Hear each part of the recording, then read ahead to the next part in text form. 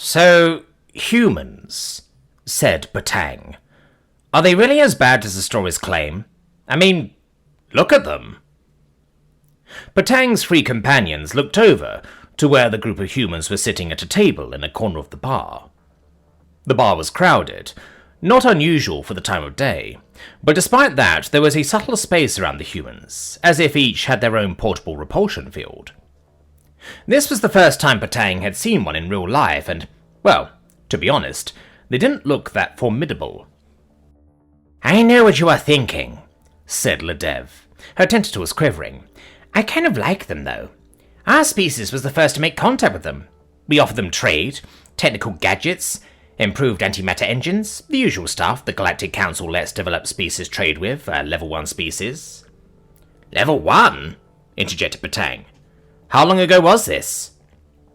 100 standard cycles, replied Adev. What?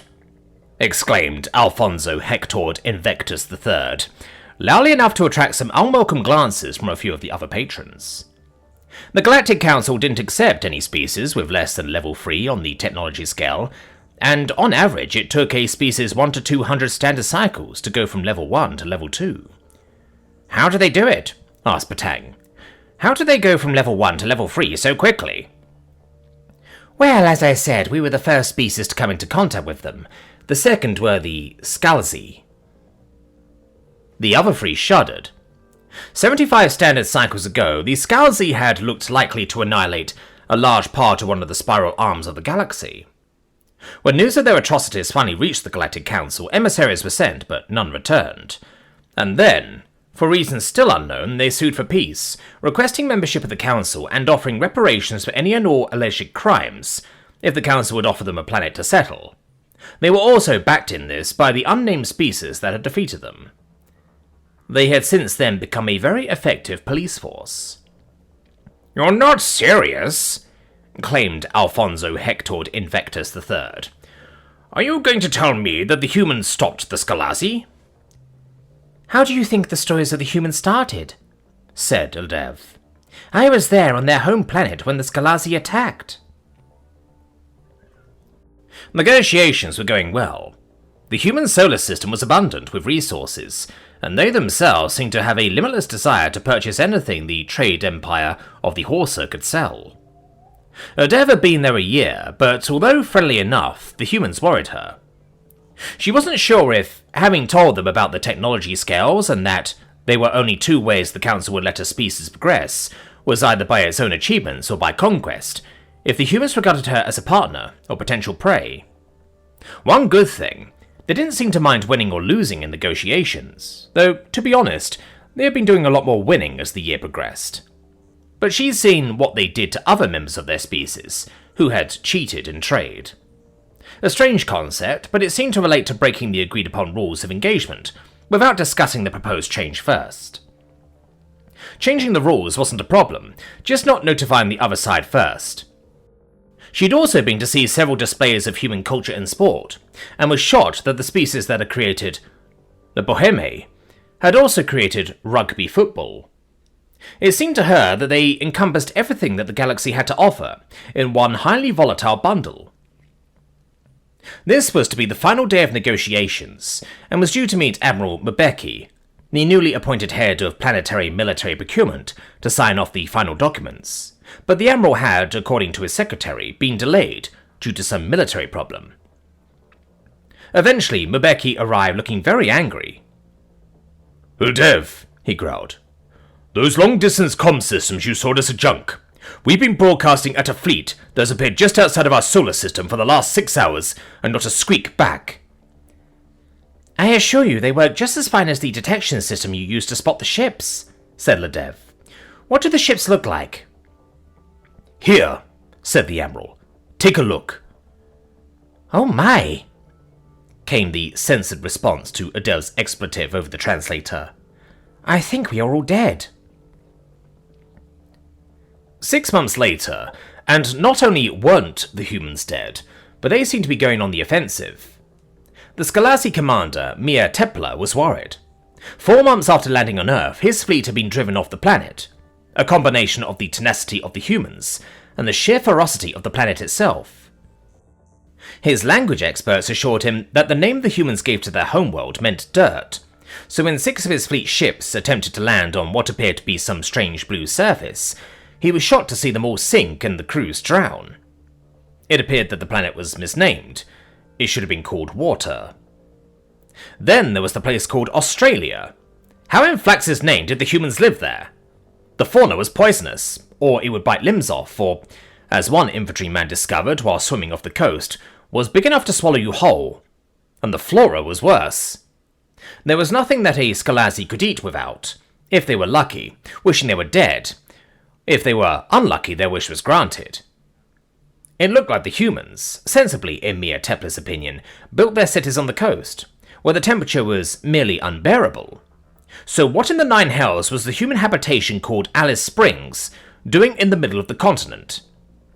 He sent a task force of his best and most determined soldiers, on the assumption that this would be a perfect spot to hide the world's global command and control system, but found nothing, apart from some large brown creature that looked stupid, until it was discovered it could break bones through armor by boxing, and could hop. Hop, for Flax's sake! Faster than a Scalazzi could run! And they still hadn't found the planet's central command and control system.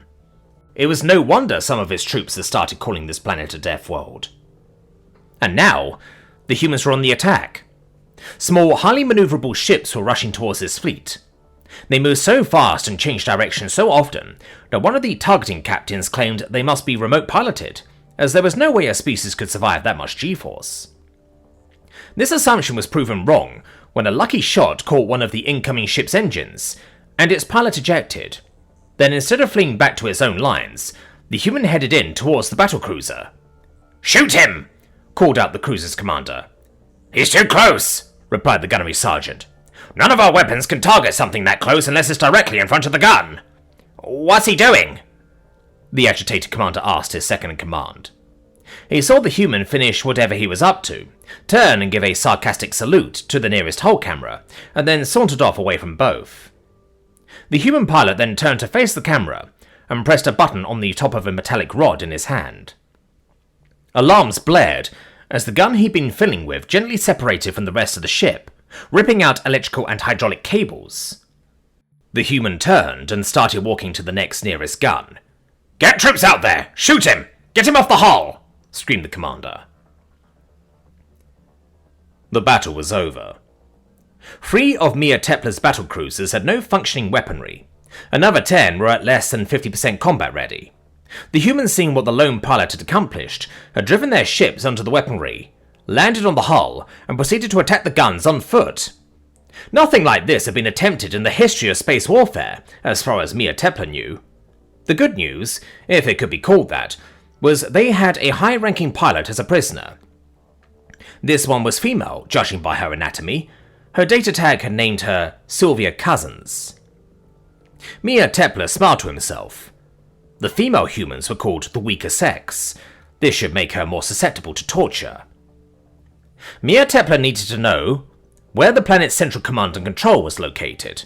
Cut off the head, and the rest of the planet would fall in line.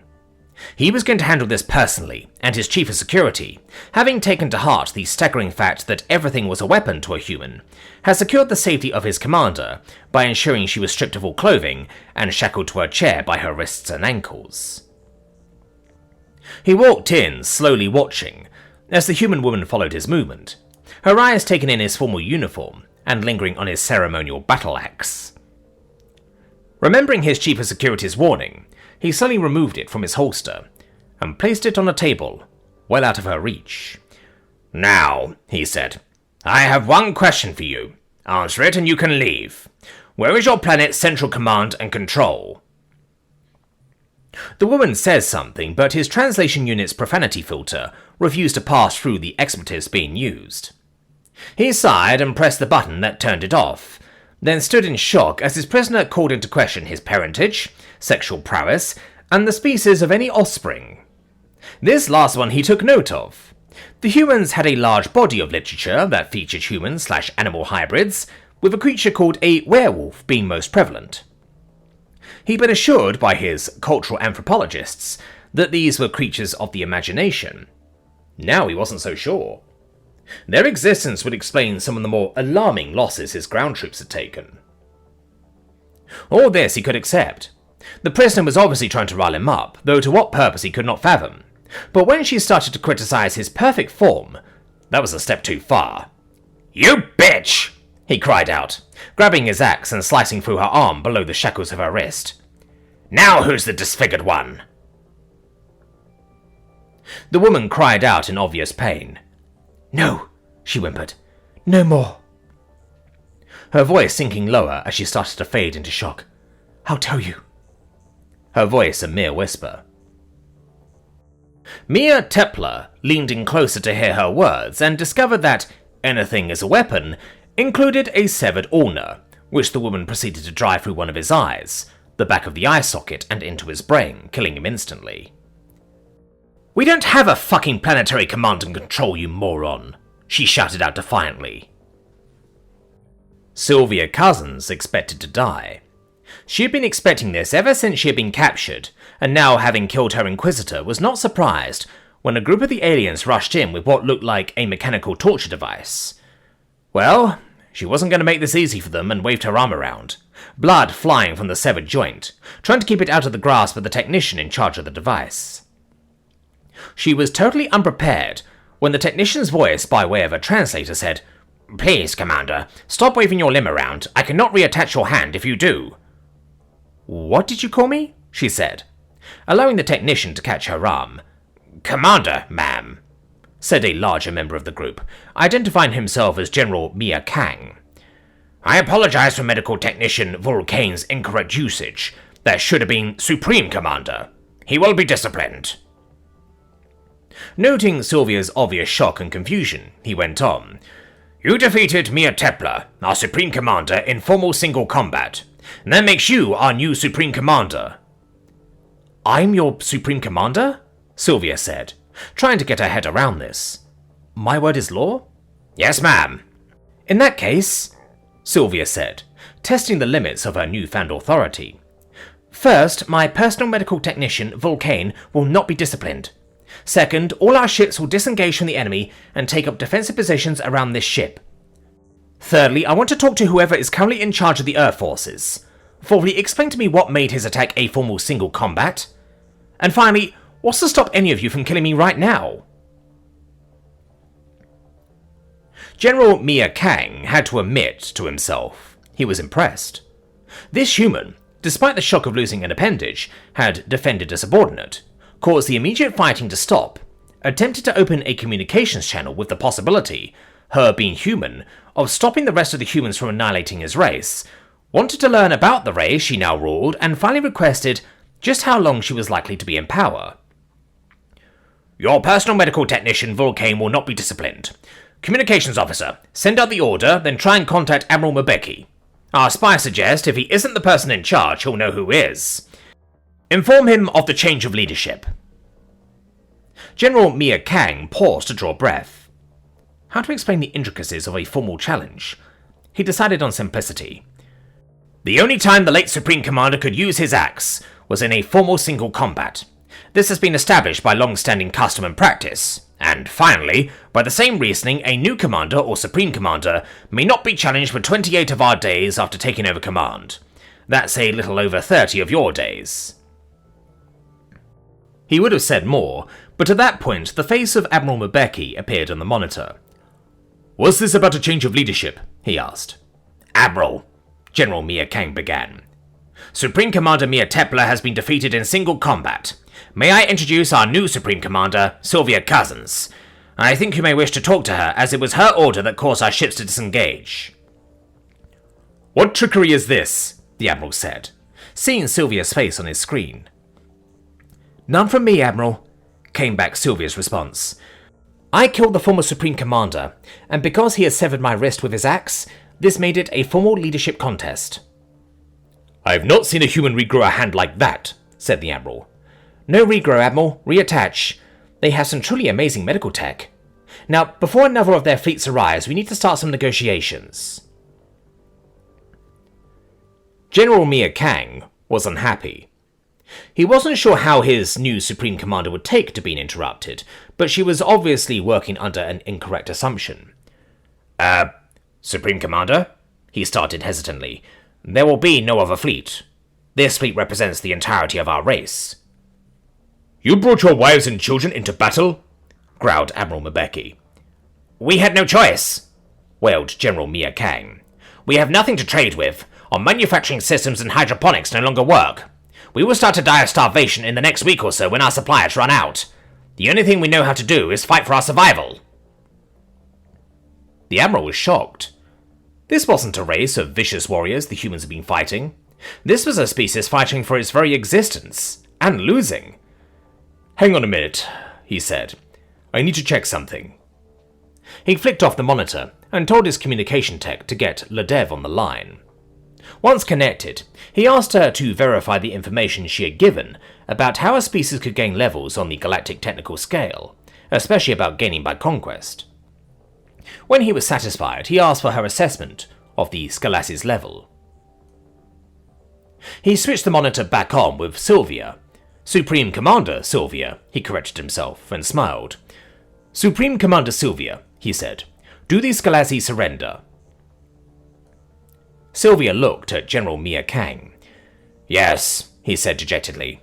We are a dead species. We have nothing left to fight for. The Admiral's smile intensified. We accept your surrender, and now with the conclusion of hostilities, we believe your species can metabolize rice, so we will send you as much as we can. We are also going to send our best engineers to see if we can't get your tech back up and running. General Mia Kang was at a loss for words, his translation device emitting a series of clicks and whistles until finally a single coherent word emerged. Why? He gained his composure. I mean, we accept, of course, but why? You can't negotiate with a dead man, came back the response. And despite your protestations to the contrary, you do have something to trade. Your knowledge of your technology. We're sending ships with our engineers and food supplies. General Mia Kang went a sickly shade of green. Communications officer, inform the fleet. Do not fire at the incoming ships. Allow them to dock and receive their crews with honor. To this, in the name of the Supreme Commander. General Mia Kang wiped his brow. That had been close. Then he turned and saw his Supreme Commander smiling at him, and his heart sank as he realized that he had just usurped her authority. You'd make a good negotiator, she said. You think fast and have your species' best interests at heart. So I'm appointing you chief negotiator of the Skalassi. Appoint your own team. More clicks and whistles came out of his translator, and to a final, Yes, Supreme Commander. It took some time before the two sides could meet face to face. There were objections on both sides about the meeting. The Skalassi objections stopped when Supreme Commander Sylvia Cousins offered to waive the 28-day grace period and take on any objector single-handedly, which, thanks to a mistaken translation, ended up as with only one hand. Every Skalassi knew how she had come to her position, and none of them wished a similar fate as that of her predecessor. The human objections were quietened, though not completely quelled, by mentions of superior technology that could get them membership of the Galactic Council. During this period, the human engineers had fixed the faulty Skalassi equipment and started taking lessons on how other Skalassi technology worked. Eldev had been approached as the sole member of a race belonging to the Council for advice on the protocol for joining it, and then got completely blindsided when asked by Admiral Mbeki if the Council could find a homeworld for the Skalassi, and then mentioned that he would get the humans to support the Skalassi in this. Eldev had also looked over the Skalassi ships, noted improvements on stranded galactic technology, and negotiated a very handsome exclusive trade deal. The meeting went ahead without incident, until right at the end when General Mia Kang reminded Supreme Commander Sylvia Cousins that the grace period to her rule had run out the previous day, and he was therefore challenging her for the position of Supreme Commander. As she was the challenged party, she had the right to choose the weapons and rules. There was a tense standoff as Supreme Commander Sylvia Cousins announced that the weapons would be red and yellow plastic discs, which descended into laughter on the human side when she announced the rules would be Connect 4, Best of 3. General Mia Kang won 2 rounds to 1, and it would have taken a very skilled observer to work out just how Sylvia Cousins had managed to lose the last game, and if there were any that were wisely holding their peace. The Scalzi and Humanity made a joint application to join the Council, which, despite being unique in the Council's history, was accepted. And that, said Ildev, is how the humans joined the Galactic Council, how their planet became known as a Death World, and how their skill at war and diplomacy was first noted. So, your trade deal, said Alfonso Hector Invectorus III. How much did you make? Well, I bought this place. What? This bar? That doesn't seem much. No, not the bar, replied Ildev. The planet. I bought the planet. I told you I liked humans.